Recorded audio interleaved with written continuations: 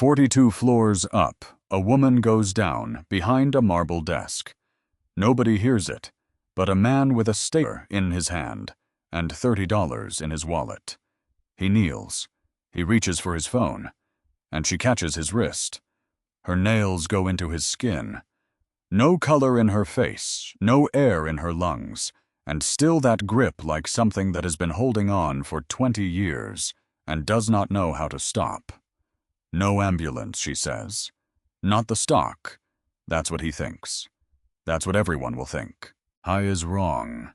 The carpet under her is going dark in a slow ring. His car is 14 years old, and the brakes are bad.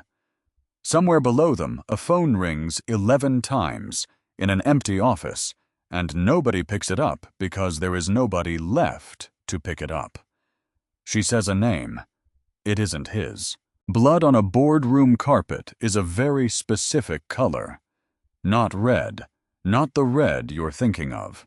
It's darker than that, and it goes brown at the edges where the wool drinks it. And if you ever see it, you will never once in your life forget the sound it makes when it soaks in. Everett Doyle would learn that at 11:40 on a Monday night. But we're not there yet. Let's go back 14 hours. Let's start where every hard night starts, which is somewhere completely ordinary, somewhere with cereal. The apartment was cold because the radiator on the north wall had opinions, and the opinions were mostly no. Everett was 34 years old, standing in a kitchen the size of a closet, wearing a shirt he'd ironed on a towel on the floor because the ironing board broke in April, and buying a new one had lost to buying groceries, twice. He poured cereal. He checked the clock. He checked it again, which did nothing, because clocks are not negotiable, and neither is the 8:15 bell at Fairhaven Elementary. Maisie, shoes. I'm eating. You're staring at a bowl. There's a difference. 7 years old, and already an expert at the long game. She sat with her chin on the table, one cheek fuller than the other, prodding at the cereal like it had personally offended her. He noticed. Of course he noticed. He'd been noticing for 11 days. Sweetheart, does it still hurt? She shrugged. That particular shrug. The one kids invent when they figure out the truth costs their parents something. It's fine. Which is a word children learn from their fathers. Which was the part that got him. Across the hall, door 4B, Hattie Marsh had the radio going. She always had the radio going. Something with strings, something from a decade that no longer had a shelf in any store, and she hummed underneath it while she buttered toast for a child who was not hers. 68 years old. Silver hair pinned up the way she'd pinned it every workday for 31 years. She opened the door before Everett knocked, because she'd heard his footsteps, because she'd been listening for them, the way she once listened for a change in a heart monitor 3 rooms away. Morning. Morning, Hattie. You look like a man who slept in a chair. I slept in a bed. She took Maisie's backpack off his shoulder like it was hers to take. You slept in a bed the way a man sleeps in a chair. He didn't argue. You didn't argue with Hattie Marsh. You could try. People had tried. She crouched down, slower than she used to, and she'd tell you so herself, and she'd tell you exactly which knee, and she put 2 fingers under Maisie's chin and turned her face toward the window light. She looked for maybe 4 seconds. Everett. I know. That's not a cavity anymore. That's an abscess starting. You see the way it's pushing up under the eye. I know. Do you? Not a question. She stood back up, one hand on the counter, and she looked at him the way she'd looked at 4,000 people in her working life. Then say the real thing, and here's what he wanted to say. He wanted to say, I have $1,100 between me and the end of the world and the dentist. Quoted me. 9, and if I spend 9, I have 2, and 2 doesn't survive a flat tire. What he said was, "I'm handling it." Hattie let it go. She was good at letting things go at exactly the right second, which is a thing you can only learn from a job where pushing harder kills people. But at the door, she said it anyway, quiet, so the kid wouldn't hear. That gets into the blood, honey. In a child that size, it can happen fast. I've seen it. You've seen 31 years of it. She adjusted his collar without asking. ICU, St. Brendan's, nights mostly. Nobody wants nights. He'd known her 3 years, and she'd never once mentioned it. You were a nurse. I was a nurse. She smiled, and it wasn't a sad smile exactly. It was something with more weather in it. Now I'm the lady across the hall who watches your daughter for $30. Hattie. Nobody fired me, Everett.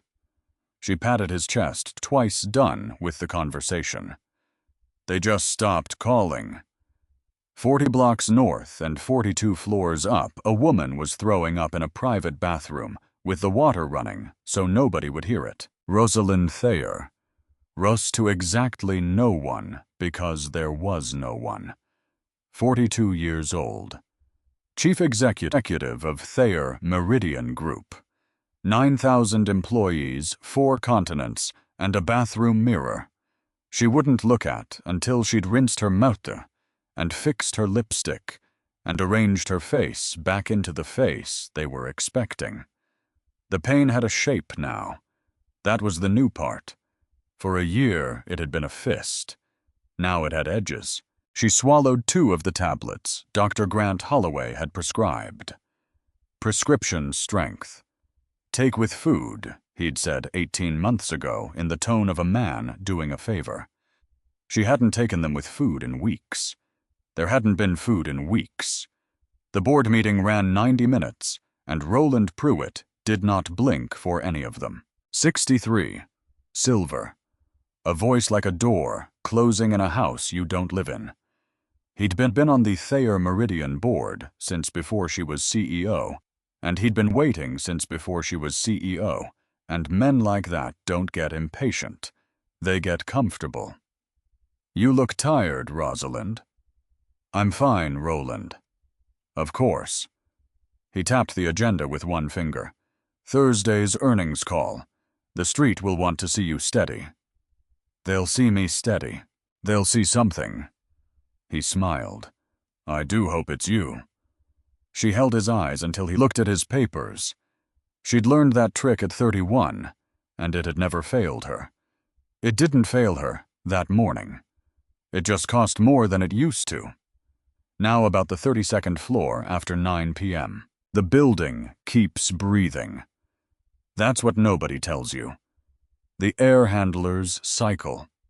The elevators move without anyone in them, going up to floors where a badge was swiped an hour ago, and coming back down, empty over and over all night, like something pacing. Everett was the last one. He was usually the last one. Not loyalty. Let's not dress it up. Overtime paid 1.5 and 1.5 times enough Mondays equals a dentist. His 3rd cup of vending machine coffee had gone cold 2 hours ago, and he kept it anyway, next to the keyboard, because throwing it out felt like admitting the night was longer than the coffee. Quarterly variance reports. 11 quarters of them printed for a Thursday meeting, and somewhere around 10 p.m., his eyes had started doing the thing where the cells swim. Except there was a line. Intercompany transfer subsidiary roll-up, and the number was small. Not small, like it didn't matter. Small like somebody chose it. Small like a man who knew exactly which number a tired analyst wouldn't look at twice. Everett looked at it twice. Then he did the thing that would eventually cost him almost everything he had, which was he scrolled back a quarter. It was there. He scrolled back another. There. 11 quarters. Same line. Same shape, Different digits, always under the threshold, always just under, and the word that arrived in his head was not fraud, because he was too tired for a word like that. The word that arrived was huh. He rubbed his eyes. He printed the stack. He stapled it mechanically the way you do a thing your hands have done 900 times. And he read that timestamp column so many times, waiting for the printer, that the numbers went into him, the way a phone number goes in, 22, 40, 23, 15, 22, 55, without him ever deciding to learn them. And he thought, I'll flag it Thursday, which is the kind of sentence that only sounds harmless in the moment you say it. The elevator to 42 took 22 seconds, and he spent all of them doing math. 30 for Hattie. 40 if Maisie woke up and needed water, because Hattie always insisted on the extra 10, and he always refused, and she always won. 900 for the dentist. He leaned his forehead against the cold steel and let it hold his skull up for him. The doors chimed, and it was a different planet up there. Mahogany. Wool carpet so deep it ate the sound of his shoes. Windows floor to ceiling, and the city laid out below like somebody had spilled a jar of gold, and never bothered to sweep. There was a man polishing the floor at the far end of the corridor. Everett raised a hand. Evening. Evening, Mr. Doyle. Nobody up here knew his name. The man with the buffer knew his name. He dropped the manila envelope in the assistant's inbox, turned to go, and that's when he heard it. A gasp. Short, wet, wrong. Then a sound he had no file for. A heavy, soft, final kind of thud. Everett stopped. Every instinct he had, and he had good ones, he'd survived 4 rounds of layoffs by having good ones. Every instinct said, walk to the elevator. You do not open a door on the 42nd floor. You do not insert yourself into the lives of people who can end yours with an initial in a margin. He stood there for 1 full second, and then another sound came through the frosted glass. A cough.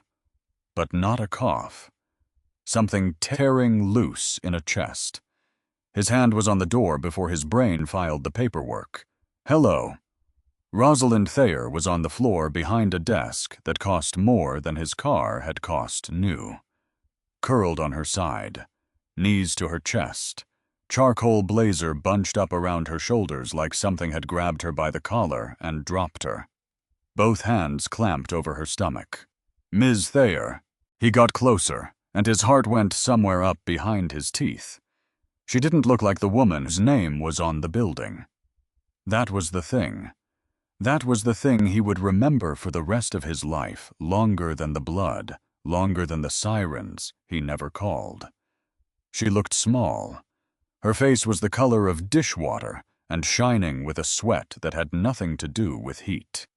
And near her mouth, spreading into that beautiful imported wool, there was a stain going out in a slow ring. Dark red, brown at the edges. Everett dropped to his knees. Hey, can you hear me? I'm calling 911. A hand shot out and caught his wrist. Her nails went into his skin. She had no color in her face and no air in her lungs, and she still had a grip like a closing vice. And that told him something he wouldn't understand for another 3 weeks. No. Barely a voice. Wet gravel. Ma'am, you're bleeding. No ambulances. He tried to pull his arm free. She held on. The board. The stock. Her eyes squeezed shut as something went through her, and her whole body folded another inch. No press. Drive me. I drive a 2012 Civic. He heard himself say it. He would think about that sentence for years. A woman was dying on the floor, and his mouth had produced a model year. You need paramedics. You need drive me. Her eyes snapped open. Gray-blue. Cold as a lake in March. And underneath all of it, underneath the pain that was clearly enormous, there was something worse. There was terror, not of dying. He'd seen dying. This was terror of something else. "Or you're fired," she said. And it was the most ridiculous threat he had ever heard in his life. It was unhinged. It was a woman with a hole in her stomach playing the only card she had left because it was the only card she'd ever needed. Except it wasn't a threat. He understood that later. It was a plea, wearing the only clothes she owned. "Fine," Everett said. "Okay, fine." He put his phone back in his pocket. He would think about that, too. "I'm going to lift you. Ready, 1, 2. She weighed nothing. That was the first shock. She was 5'9" of pure architecture in every photograph he'd ever seen of her, and she came off that floor like a coat. She was also completely dead weight, which is a thing you cannot understand until you feel it. A conscious person helps. A person this far gone doesn't help. She made a sound against his shoulder. Not a word. He got her arm around his neck. Got a hand at her waist. And they went down that corridor like a bad three-legged race 30 feet that took 100 years, and she smelled like sandalwood and copper. The man with the floor buffer had gone. The private elevator. Everett hit the garage button with his elbow because both hands were full of chief executive. She sagged into him as it dropped. "Stay with me." His voice came back off the steel walls too loud. "Don't go out on me. What is it, your heart, stomach?" She got it out in pieces. "Ulcer. I think it opened." Opened. Perforated. A breath that didn't go all the way in. "There's blood in the—" She didn't finish, which was in its own way an answer. The garage was concrete and sodium light, and one gray Honda with a dented rear quarter panel he'd never fixed, because the estimate was $600, and $600 was a molar. He got the passenger door open with 2 fingers, folded her into the seat, and there on the floorboard was a plastic purple horse with a rainbow tail, and Everett swept it aside with the edge of his shoe, and something about that. The horse, the sodium light, a woman going gray against his cracked upholstery. Something about that nearly took his legs out. He ran around the hood, turned the key. The engine caught on the second try, because of course it did, because that's the car. Tires screamed on painted concrete, and then they were up the ramp and out into a city that had no idea. He ran a red at Halstead. He ran another at 9th. Both hands on the wheel, and both hands white, and his heart going like something trying to get out of a box. And beside him, she had stopped talking. That was the part. She'd stopped talking. "Ms. Thayer." Nothing. "Rosalind." Her head rolled with the turn. Her chest was moving. Barely. Like a thing remembering to. And then, and he would swear to this, and he would never tell anyone, because who do you tell? She had one word. Not his name. "Toby." Everett glanced over. "Who?" Nothing. Just the streetlights going across her face one after another, like pages turning in a book. Nobody was reading anymore. The emergency doors at St. Brendan's opened with a sound like a held breath letting go. He came through, half carrying her, half dragging, and the waiting room did what waiting rooms do at midnight. It kept coughing. It kept sleeping. It kept waiting. "I need help." His voice cracked in the middle. He didn't care. "She's bleeding out. She's hemorrhaging." A nurse behind the plexiglass looked up with the particular flatness of hour 11 of a 12-hour shift. Then she saw the woman's face. Then she saw the front of Everett's shirt. Her hand hit the button before her chair had finished turning. 2 orderlies came through the doors with a gurney and took Rosalind Thayer out of his arms, and she went from him with no resistance at all. A rag doll in $4,000 of ruined wool. What happened? She collapsed. She said ulcer. She said it perforated. How long ago? 20. He couldn't do the math. He did math for a living, and he could not do the math. 25 minutes. Maybe. They were already moving. The doors swung. Swung again. Stopped. And Everett Doyle stood alone in the middle of a public emergency room at 12:14 in the morning, with his hands out in front of him, palms up, looking at them. Red to the wrists. 20 minutes of adrenaline leaves the body all at once, like someone pulling a plug. He backed up until his legs hit a chair, and he went into it. His phone buzzed. Hattie. She's asleep. Out cold. Don't rush. And then 10 seconds later, Everett, whatever it is, breathe. He put his head in his hands. He should go.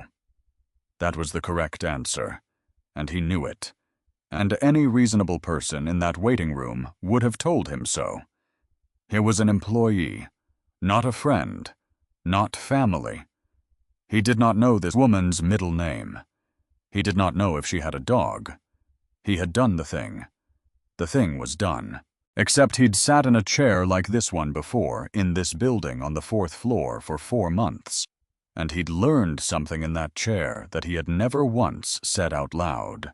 The worst part isn't the dying. The worst part is looking around the room and counting the chairs. Excuse me. He looked up. A young clerk with a clipboard, apologetic, doing a job. Are you with the Jane Doe? She's not a Jane Doe. Sorry. Her name is Rosalind Thayer. The clerk's pen stopped. Thayer, as in yeah. To her credit, it lasted about a second and a half. Then the professional mask came back down. Okay, we're going to need intake. Insurance, medical history, allergies, current medications. She held the clipboard out. And we need next of kin. She's being prepped for emergency surgery. Her abdomen is full of blood. Everett took the clipboard. He looked at it. 22 empty white boxes. I don't know any of this, he said. I'm an analyst. I work on 32. Someone has to sign surgical consent.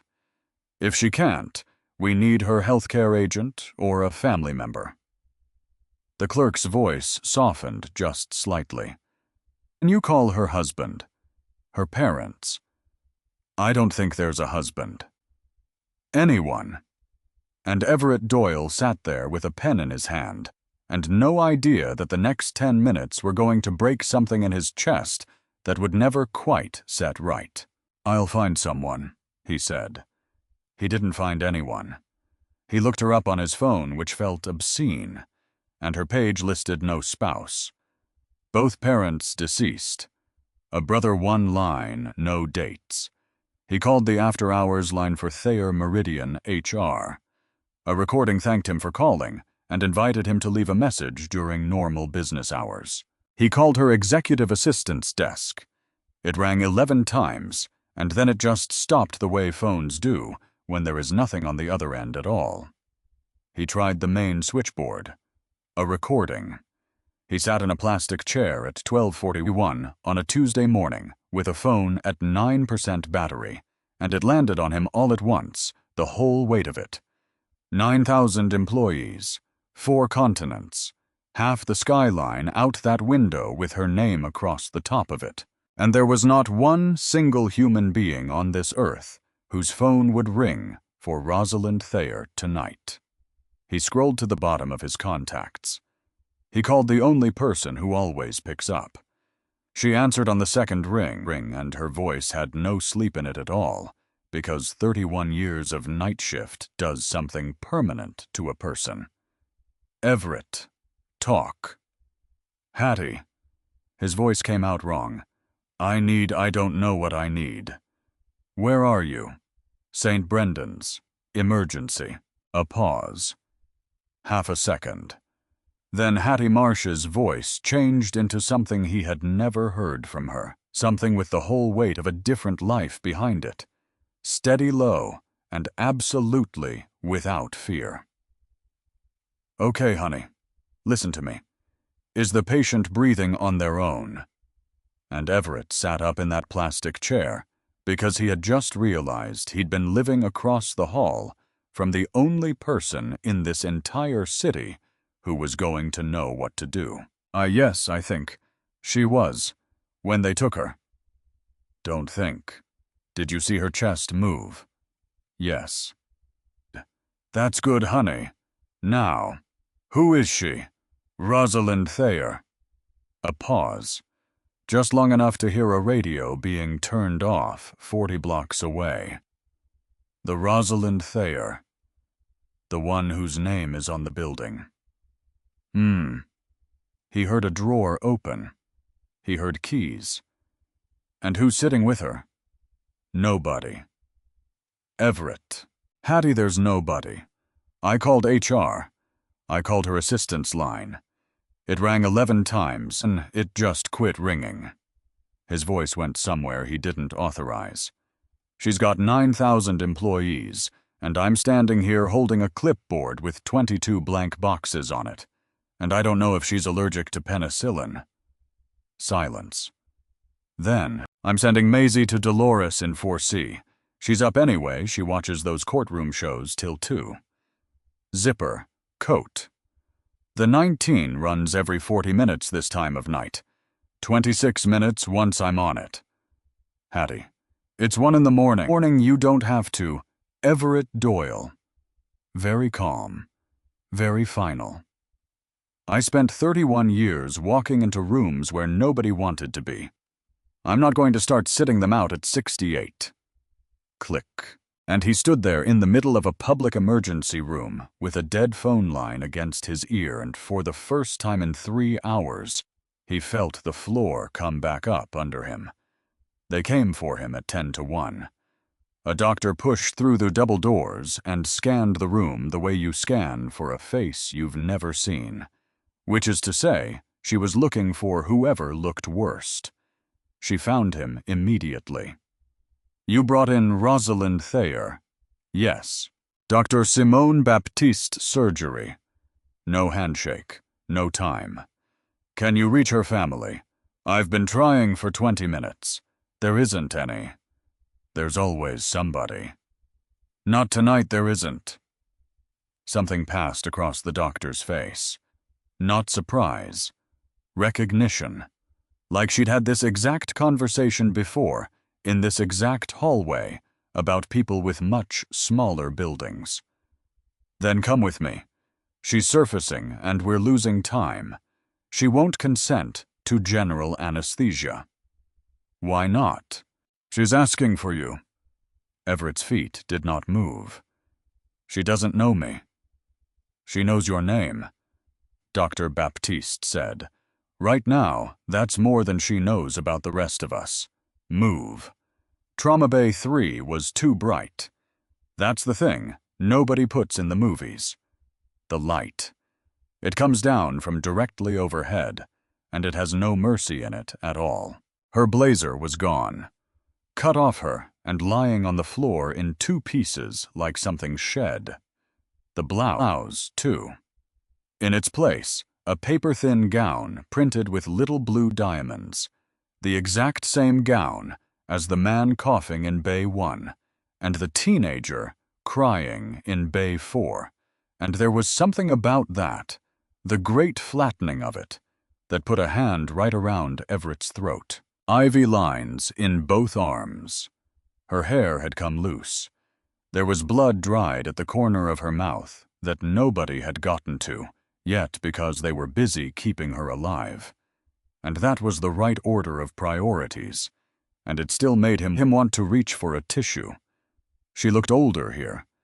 She looked 42, which she was, which somehow he had never once considered, because women like that don't have ages, they have net worth. "Ms. Thayer," Dr. Baptiste leaned in. "We have to open you up. We need your consent." Her head rolled. Her eyes found the door. Found him. Doyle! He came to the side of the bed. I'm here. The form! A nurse pushed the clip at him. Everett unclipped the pen, worked it into her fingers. They were cold, and they had no strength left in them at all, and slid the board underneath her hand. Consent line, the doctor said. Bottom. Rosalind Thayer dragged that pen across the paper, and it came out as a torn wire of ink. Nothing like a signature, nothing like the initials that moved money across oceans. And then she didn't stop. She moved the pen down, to the box marked next of kin, and with a hand that would not hold still, slowly, deliberately, taking a breath between each letter, like each one cost her something, she crossed it out. And underneath it, she wrote, Everett Doyle. Ms. Thayer, what are you? Healthcare agent, she said. I'm an employee. She turned her head, and her eyes, which he'd expected to be foggy, she was on fluids and morphine, and somewhere past her own limit, her eyes were the clearest thing in that room. My board. A breath. Circles. Ma'am, my cousins. Another. We'll sell the story before I'm cold. The monitor over her head picked up its pace, and a nurse looked at it, and looked at Everett, and did not intervene. Prewitt will have a press release drafted. Her jaw locked around something. Before you finish reading this sentence. Then let me call your lawyer. Give me a name. Anyone. You didn't call the press. Everett stopped. You didn't leave me on the floor. Her hand came off the clipboard, and it landed on the sheet like it had been dropped from a height. You're what's left, Doyle. And he stood there under that terrible light, holding a plastic clipboard, and he understood something he did not want to understand. She hadn't chosen him. She'd counted, and he was the only one on the list. The alarm went off at 10:09. One long note, then the fast one underneath it, and her eyes rolled back and everything in her let go at once. She's out. Let's go. The bay filled with people. Wheel locks came up. Somebody's shoulder put him against the wall, and nobody apologized, and nobody should have. Wait. You're the agent now, Mr. Doyle. Dr. Baptiste over her shoulder, already through the door. Surgical lobby, second floor. If she codes, we come find you. If she codes, we come find you. They said it the way other people say, we'll call when your table's ready. And then, the room was empty. Completely. Paper on the floor, a cut-open blazer, a monitor showing nothing, and Everett Doyle standing alone holding a clipboard with a dying woman's handwriting on it. He looked down at his own name, written in a shaking hand, in the space where a family should have been. And he thought, this is the most expensive thing I have ever been given, and it cost her absolutely nothing, because she had nothing left to lose. Hattie Marsh arrived at 2:38 in a good coat. That was the first thing he noticed. It was almost 3 in the morning, and she had put on her good coat, the wool one, the one she wore to funerals and to the bank, and she'd pinned her hair. Because she was going into a hospital. Because you do not walk into St. Brendan's looking like nobody. Sit down before you fall down, she said, and handed him a paper cup of coffee she'd bought in the lobby with her own money, and he did not have the strength to argue about the $1.75. They're still in there. How long? 90 minutes. That's not bad. She lowered herself into the chair beside him, one hand on the arm, taking her time about it. For a perf with peritonitis, that's not bad at all. He turned his head. You just said perf. I did. Like it's a word. It is a word. She blew on her coffee. It's the word. And something in his chest unclenched about half an inch. because in 3 years of $30 Tuesdays, he had never once heard Hattie Marsh sound like this. Not kind. She was always kind. Competent. That was the difference. He'd been living across the hall from a specialist and paying her in cash for cereal. At 3:15, the elevator opened and a man in a navy suit came down that corridor like the floor owed him money. Tie knotted, hair set, not one crease in him at 400 and something in the morning, and Everett recognized him from the bottom of 100 company-wide emails. Miles Ashford, Chief of Staff, 41 years old, and the gate to the throne. His eyes went around the lobby. Landed. You're Doyle. Accounting. Yes. Where is she? In surgery. How bad? They took part of her stomach out. Ashford's hand went up to his own face. Held it there. And Everett watched him. Genuinely watched him, waiting for the human question. The one that comes next. The one anybody asks. Is she going to live? What came instead was the earnings call is Thursday. And Everett Doyle, who had been awake for 21 hours and had another person's blood dried on his cuffs, felt something in him go very quiet and very cold. She's on a table, he said. I understand that. Do you, Doyle? Ashford's voice frayed at the edge, and it was the first honest sound he'd made. If the market opens Thursday, and she's not on that call, the stock drops 10% before the bell. That's not a number. That's pensions. That's the warehouse in Millbrook. Then say that. What? Say the warehouse in Millbrook. Everett stood up. Don't lead with the call. Lead with the people. You had a choice about which sentence came out of your mouth first, and you chose the call. Ashford looked at him. And for 1/2 second, something moved behind that man's face, something tired and cornered and much older than 41, and then the shutter came down. I need her moved, he said. Private facility. I've got a team on standby. No. Excuse me. You heard it.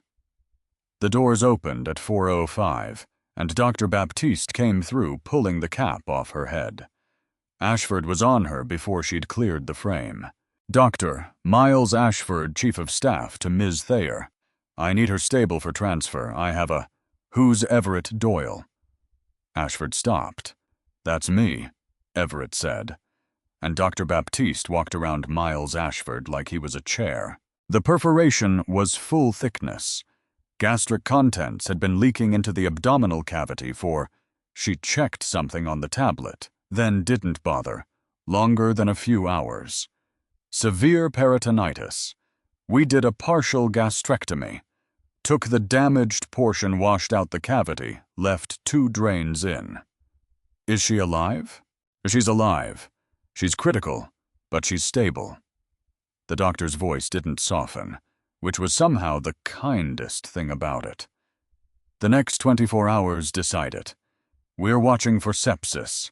She's intubated and sedated, and she will not wake up before morning. Doctor, Ashford again. As her corporate representative, I'm authorizing. She's not going anywhere.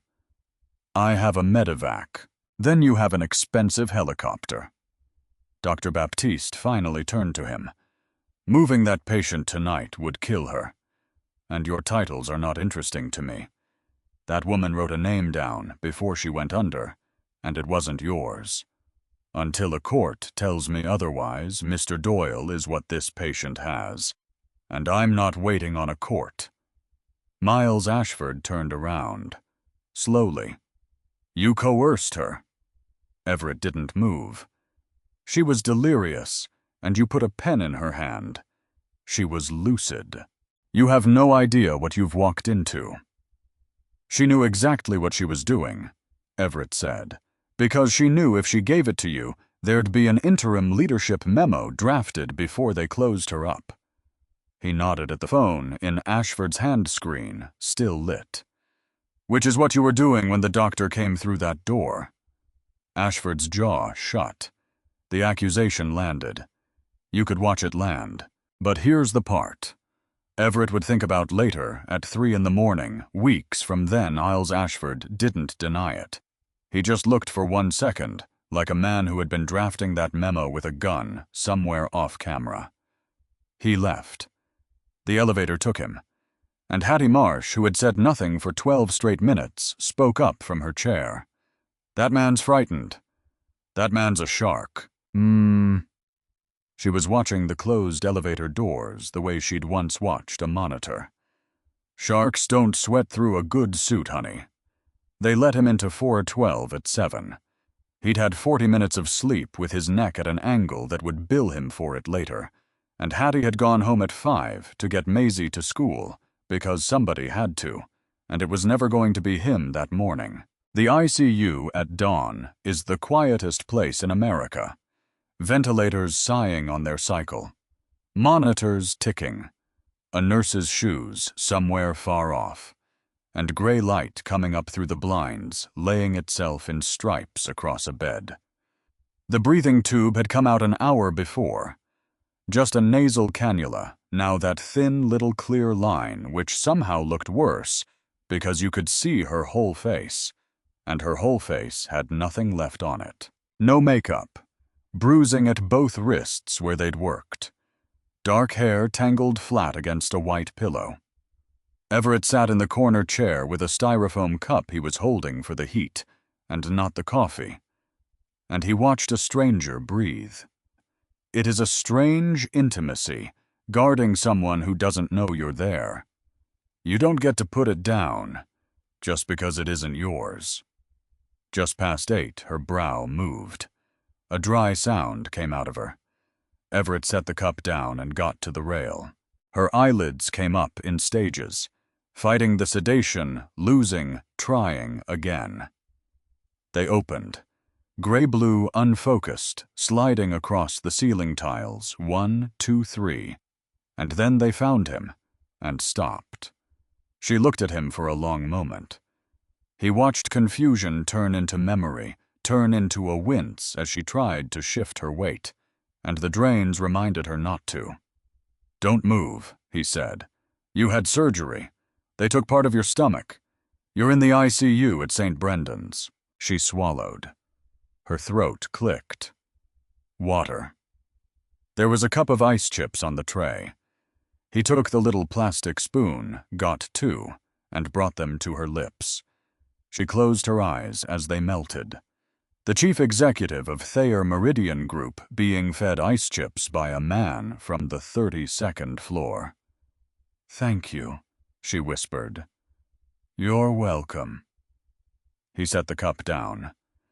You gave me a hell of a night, Ms. Thayer. Something happened at the corner of her mouth. It tried to be a laugh and turned into a cough that clearly hurt. Rosalind. A breath. You've seen my organs. Use the first name. Fair enough. Roz, she said, if you're feeling reckless. She got a little sharper by the minute. He watched it come back into her like a tide. The form. Did you? You signed it. I'm your healthcare agent. He leaned on the cold rail. Which turned out to be useful because your chief of staff showed up at 3 in the morning, trying to have you helicoptered to a private hospital so the board could sit on your condition until the earnings call. Her eyes closed. Not shock. Something much worse than shock. A tired, familiar, of course, kind of thing. Ashford. He said the word call before he said the word alive. Miles is Roland Pruitt's animal. Her voice was thin as tissue paper. Roland's been trying to force a no-confidence vote for 14 months. Well, he didn't get it. I blocked the transfer. Everett rubbed his face. Ashford said corporate legal would tear me apart. I'm fairly sure I don't have a job. And Rosalind Thayer opened her eyes and looked at him. Really looked. Which she had in fairness never once done. She saw the shirt. that rust-brown stain across the front gone stiff. She saw the bruise-colored skin under his eyes. She saw the way he was standing, which was the way people stand at hour 24. He hadn't dropped her at the door. He'd stayed and fought a war she slept through. "You're not fired," she said. "That's not really how it— Why did you stay?" Everett looked at his shoes. They were cheap, and they were ruined, and he'd been looking at them for 8 hours, because nobody else did. Silence. "Because when you went down on that carpet, there was no one to call. I know what that is." He said it to the floor, because he couldn't say it to her face.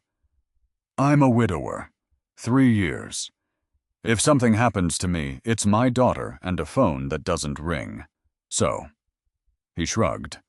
"So I couldn't leave you here alone." She didn't answer for a long moment, and when he finally looked up, Rosalind Thayer, who had no money on her, no leverage, no company, nothing at all in that bed to offer another human being, was crying without making any sound whatsoever. Which is the way people cry when they learned early that noise gets punished. "I owe you my life," she said. "You owe me a shirt." Everett straightened up. "And whatever it costs to get copper out of upholstery, which I'm told is not a thing that comes out." And she laughed. It hurt her. You could see it hurt her. She did it anyway, one hand flat on her abdomen, and it changed her whole face, took 10 years off. It took the boardroom out of it entirely. Deal. At 8:20, the door opened, and Hattie Marsh came in with 2 coffees and a chart she had absolutely not been given permission to look at. Everett watched it happen. He watched a 68-year-old woman in a good wool coat walk up to the foot of a critical care bed, put the coffees down, pick up the printout, hanging off the rail, and go still. "Hattie." She turned one page, turned it back. "Hattie." "Honey." She didn't look up. "Ask her what she's been taking." Rosalind's eyes moved. "I'm sorry, who?" "Hattie Marsh. 31 years in this unit. Right down that hall." She set the chart down, gently, the way you set down something that's evidence. "Ms. Thayer, how long have you had stomach pain? A beat. A while." How long is a while? Rosalind's jaw did something. The reflex. The one that got her through 14 months of Roland Pruitt. And then it just came apart. About 18 months. "And did you tell your doctor?" "Repeatedly." "And what did he give you?" "Anti-inflammatories." Her voice had gone very small. "Prescription strength." He kept increasing it. Hattie closed her eyes. "Did he put you on anything to protect the stomach lining, APPI? Little pill morning, empty stomach?" "No." "Did he scope you?" "He said it was stress." Hattie Marsh stood at the foot of that bed and let out one long breath through her nose. "Everett," she said. "Sit down." "Hattie." "What?" "Sit down, honey, because I need you to hear this while you're still able to be angry about it properly." She put 2 fingers on the chart. "This didn't happen last night.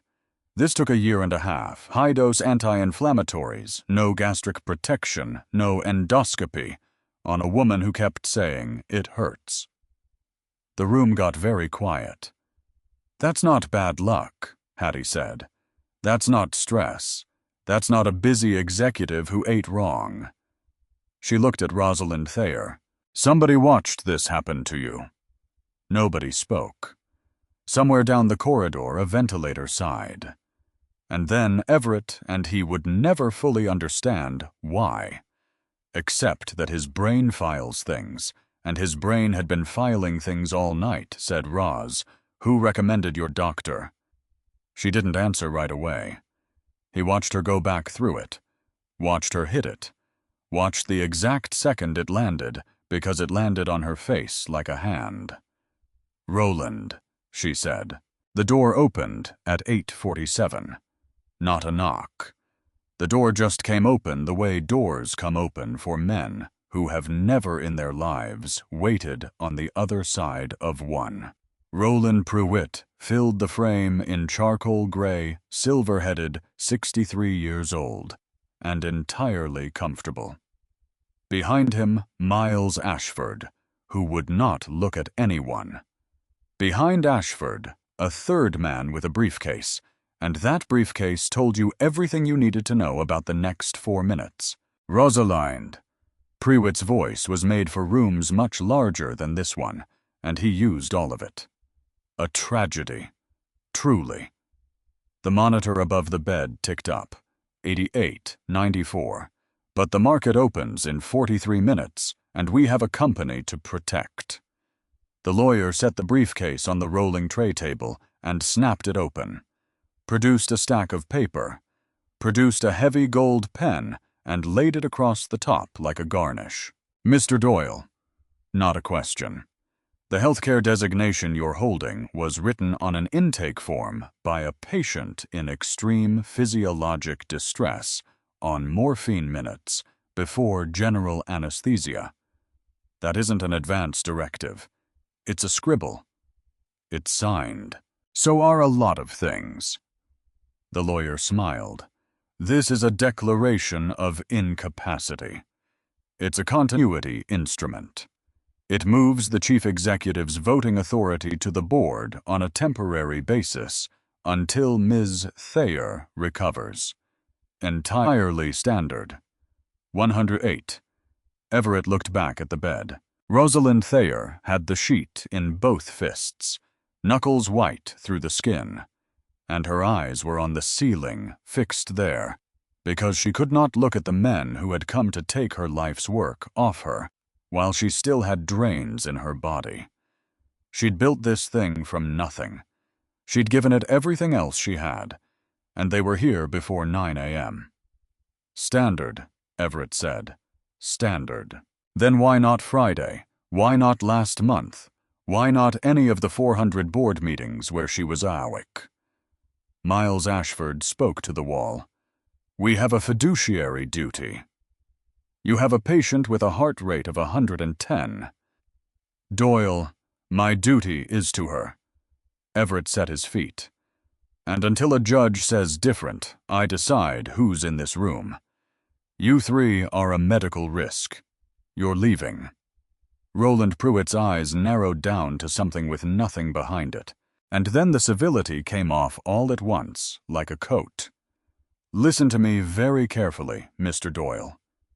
He didn't raise his voice. That was the horror of it. Everett Doyle, senior analyst, $85,000 a year, which after taxes and a 2-bedroom rental at $1,900 a month makes you a very interesting credit risk. He tilted his head. Widower, 1 daughter age 7, Fairhaven Elementary, I believe, on Delacourt. And every single thing inside Everett Doyle turned to ice water. Pruitt saw it. Of course he saw it. That's what men like that are for. Walk out of this room, he said pleasantly. Go be with your little girl. And there will be $100,000 in your account by noon. A bonus for heroism. The number sat in the middle of the room, and God help him, God help him. Everett did the math, because that's what he was, that's what he did. 900 for the tooth, 6 for the fender, 18 months of rent, a used car with airbags newer than his daughter, college, a savings account with an actual number in it instead of a decimal. Every night for 3 years, he had lain awake doing this exact arithmetic in the dark. And here it was. Solved. In 1 sentence. From a man in a gray suit, all he had to do was step aside. All he had to do was leave a woman who had crossed out the words next of kin because she didn't have any. Everett looked at the lawyer. He looked at Miles Ashford, who was looking at the floor. He looked at Roland Pruitt's face, which was already wearing the win. And then he reached over and pressed the red call button on the wall. "What are you doing?" Ashford hissed. "There's security at the end of the hall." Everett's voice came out flat and strange and calm, and he didn't recognize it. "2 of them. I clocked them coming in." Pruitt's color changed. "You are throwing away your entire life." "I'm keeping the part of it I like." The door swung. A nurse came in, big woman ID badge, the immediate radar of somebody who has broken up worse. "Problem, Mr. Doyle." "Yes." He didn't take his eyes off Pruitt. "These men are trespassing. They're upsetting my patient. Please have security walk them out of the building." Pruitt's hand came down flat on the metal tray table, and the gold pen jumped. "This isn't finished." "Rosalind," shouted past Everett at the bed. "You cannot hide behind a clerk forever." And Everett Doyle took 1 step forward. I didn't shout. He didn't raise a hand.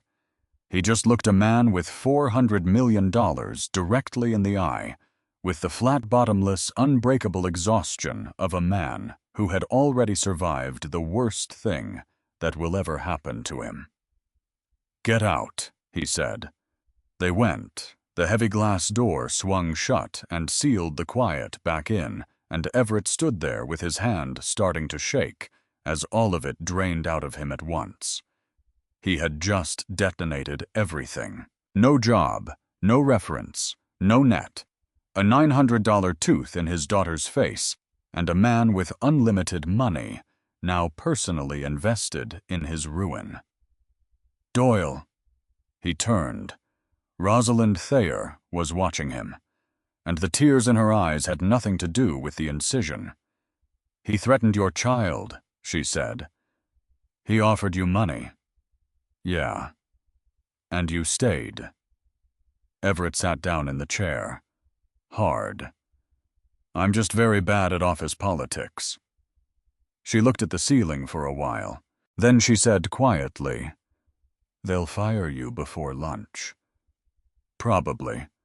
They can't." Her voice found something. It was thin, and it was scraped raw, and it was unmistakably the voice that ran 9,000 people. "Because I'm moving you under me directly. Director of Operations. 7 figures. Everett stared at her. "Roz, you're on morphine. I'm on a lot of things. You can't make HR decisions from an ICU bed." "I can do whatever I want," she said. "I spent 20 years building a machine full of vipers because I thought money was armor. And when I was on that floor with a hole in my stomach, the only thing between me and the dark was a man from the 32nd floor, whose name I had to guess." She put her hand out across the rail. It shook. "You don't buy that," she said. "You protect it." Everett looked at the hand. He didn't shake it like a deal. He just took her fingers and held them the plain human warmth of it, which she had gone about 20 years without. "Go home to your daughter," Rosalind whispered. Her eyes were already closing. "I'll be here." He pulled the blanket up to her shoulders and slipped out. He drove home in silence, with both hands on the wheel of a car that smelled like copper and sandalwood now, and would for a long time. Unlocked the door, crept down the hall, pushed open the door to a small room with a paper moon taped over the light. Maisie was sideways across the mattress, completely strangled in her mermaid sheets, one arm around a rabbit that had lost an eye in 2023. Breathing the deep, stupid, absolute breaths of a child who has never once wondered if she is safe. Everett leaned on the door frame and let it come. He had saved an empire that night, and standing in that doorway, he understood that he had already been holding the only thing he actually owned. He slept 4 hours. At 1:40 in the afternoon, his phone woke him, buzzing itself off the nightstand. An automated message from Thayer Meridian Group. "Your building access credential has been deactivated, pending administrative review. Please do not report to work." Timestamp 9:20 a.m., 9:20, which was 33 minutes after he told Roland Pruitt to get out.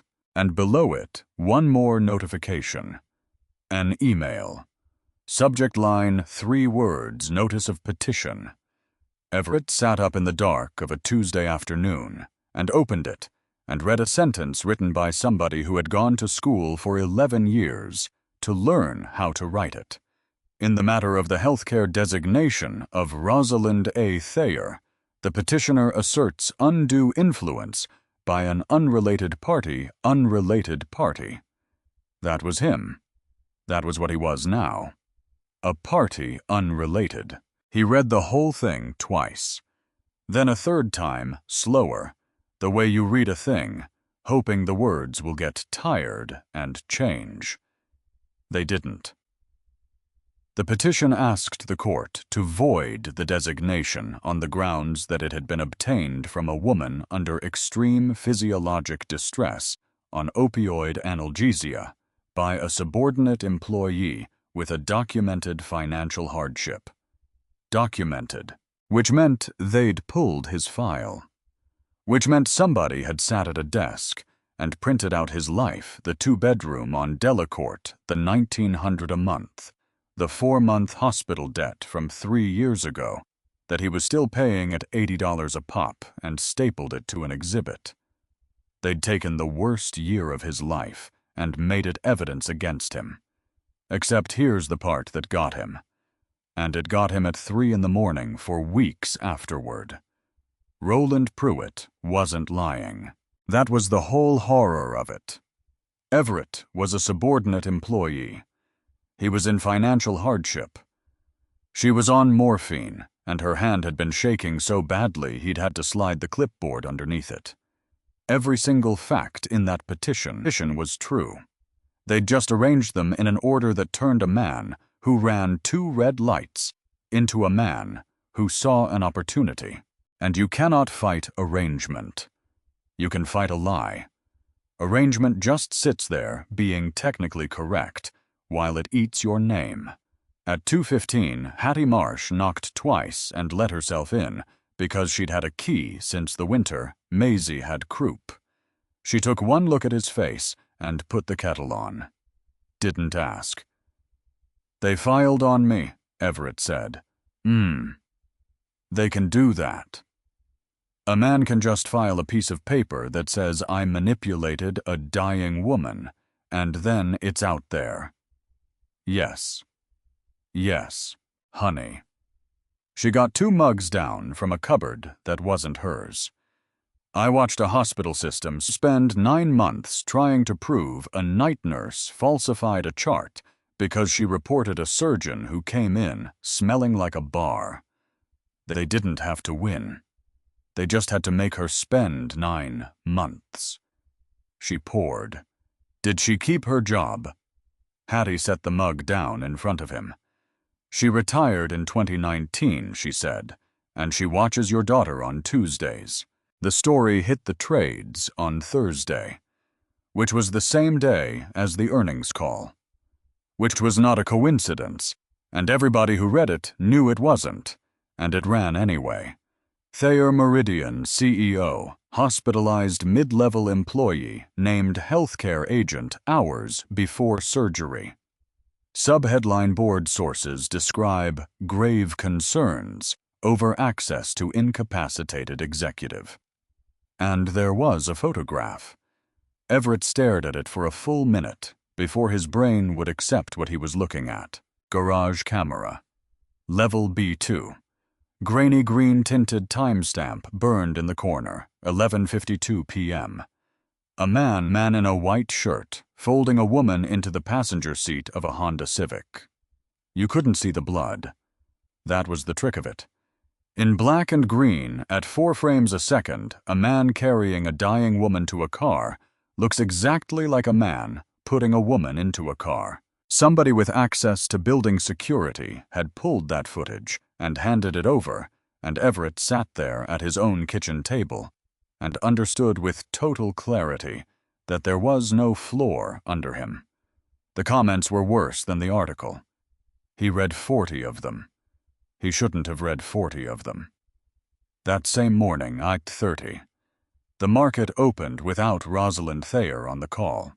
Miles Ashford read a prepared statement about a brief medical leave in a voice like a man reading his own eulogy.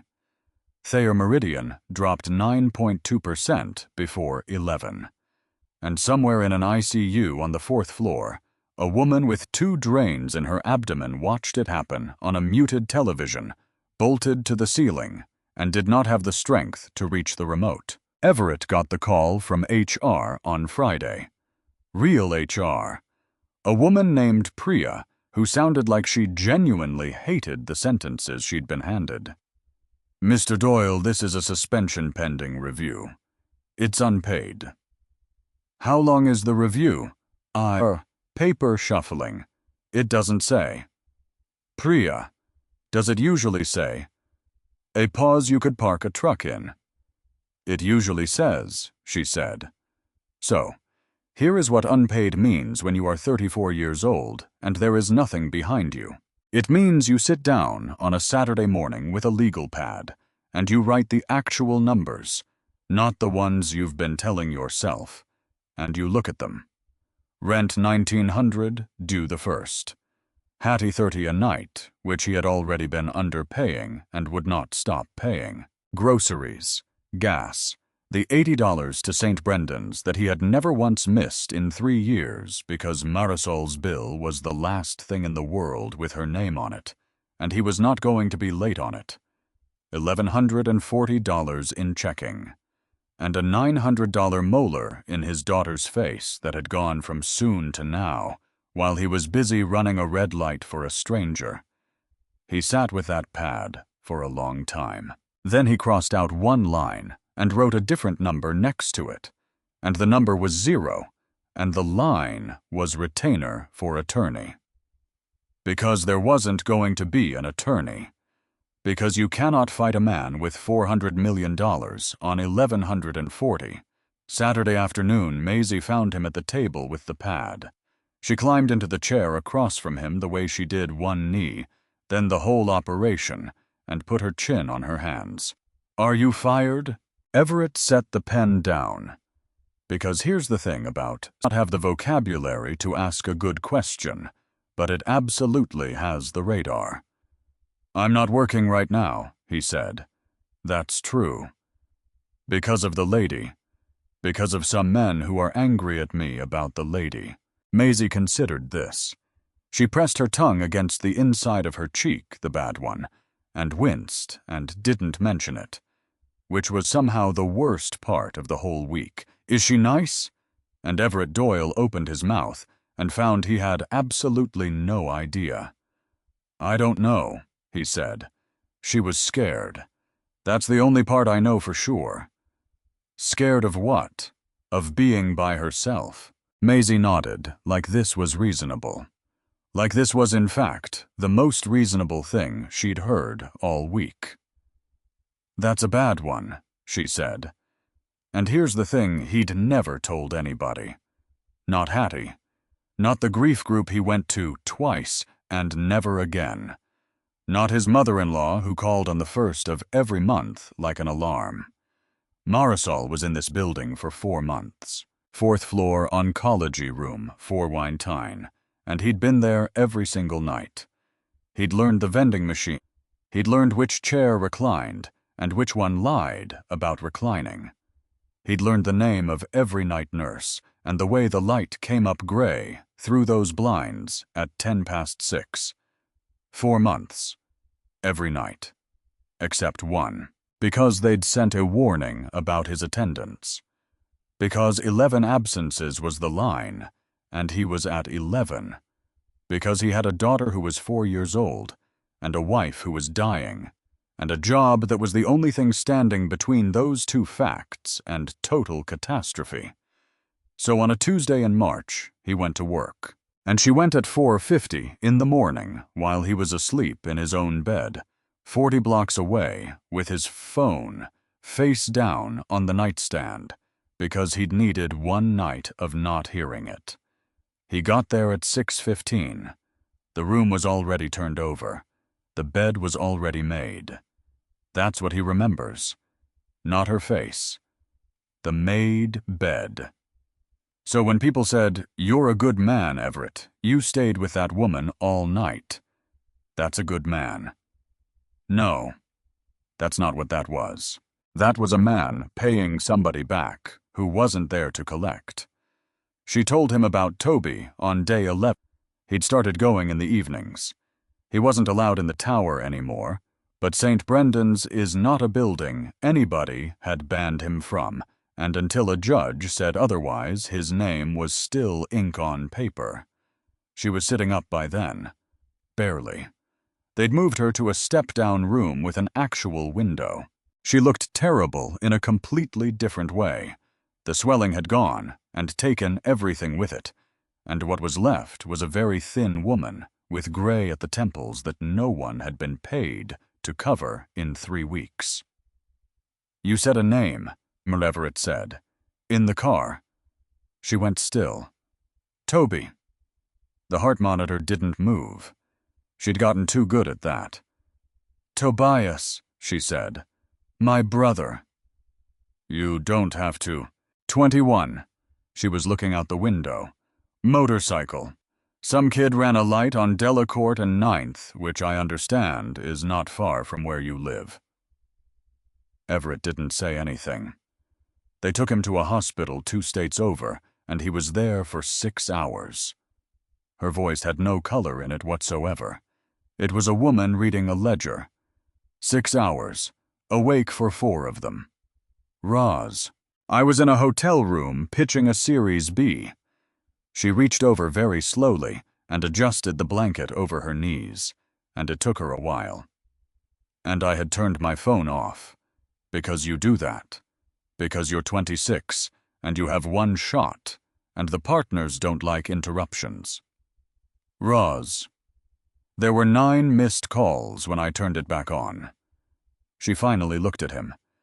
"Do you know what the 9th one was?" He shook his head. "A nurse," Rosalind said. "Not a doctor, a nurse. Because she'd tried the doctor's list and gotten nowhere. So she went down to the emergency contact and called it herself on her own time at the end of her shift. Her mouth did something terrible. She left a voicemail saying he'd asked for me. That's all. 12 seconds. The room was very quiet. "I still have it," she said. And Everett sat there and finally understood the thing that had made no sense since 11:40 on a Monday night. No ambulances. It wasn't the stock. It was never the stock. It was a woman who had spent 20 years constructing a fortress out of money so that she would never again have to be the person who didn't come, and who had accidentally built it in such a way that nobody could get in either. "That's why you wouldn't let me call," he said. "If I go in an ambulance, there's a record. If there's a record, there's a story. If there's a story..." She stopped. Started again. "I've been in hospitals twice in my life, Mr. Doyle. Once to identify my brother. Once to bury the fact that I wasn't there. And now 3 times. Now 3 times. Something almost like a smile. This one's going better." The Miles Ashford thing happened in a parking garage because of course it did. Day 16, level 3, near the stairwell, and Everett had his keys out when a voice behind him said his name, in a way that had no confidence in it at all. "Doyle." He turned around. Miles Ashford, 41 years old, no jacket tie gone, and he looked like a man who hadn't slept since Monday of a week that had ended some time ago. "Whatever it is, they're not going to stop," Ashford said. "I need you to understand that. Prewitt doesn't file a petition to win a petition. He files it so you spend 4 weeks and $1,100 finding out you can't afford to answer it." "How do you know what I have in checking?" "Because he told me." Ashford's jaw worked. "In the car. On Tuesday. Like it was a joke." Everett set the keys down on the hood. "So why are you here? And Miles Ashford, who had led with the earnings call, who had said call before alive, who Everett had spent 16 days hating with a purity that was honestly a little refreshing, took out his phone and turned it around. It was a photograph of a boy, maybe 11, bald, sitting up in a bed with a controller in his hands and a grin that was missing more teeth than 11 usually accounts for. "Dominic," Ashford said. "That's month 9. Everett didn't say anything. He's on a therapy that isn't approved for his indication, which means it isn't covered, which means it goes through a supplemental executive medical plan that sits inside Thayer Meridian's benefit trust. He put the phone away. "And do you want to know who chairs the Compensation and Benefits Committee?" Everett closed his eyes. "Roland Pruitt," Ashford said. He's never said it out loud. Not once. He's too good for that. Ashford leaned against a concrete pillar like it was the only thing holding him at an angle. He just mentions Dominic, casually, in meetings. How's the boy Miles? Every single time before a vote. Jesus. So when you asked me why I said call before I said alive, his voice cracked straight down the middle. It's because if I said the wrong sentence in front of that man in that hallway at 3 in the morning, I might lose the thing that's keeping my son upright. So I said the safe sentence. He wiped his face with the back of his wrist. Fast. Embarrassed. "You were right about me," he said.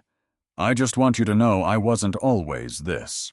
Everett stood in a parking garage on level 3 and felt the entire architecture of his own anger rearrange itself. Because he'd built a very clean story over 16 days.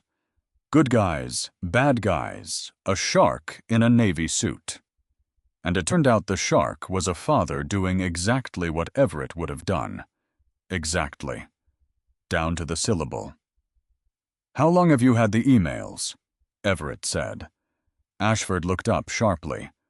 "What emails?" "Miles." Everett picked his keys back up. "You didn't come down here to apologize. Nobody comes to a parking garage to apologize. You came because you've got something, and you're trying to work out whether handing it to me kills your kid." The silence went on for a long time. "I'm not there yet," Ashford said finally. "Okay. I might not get there." "Okay." Everett opened the car door.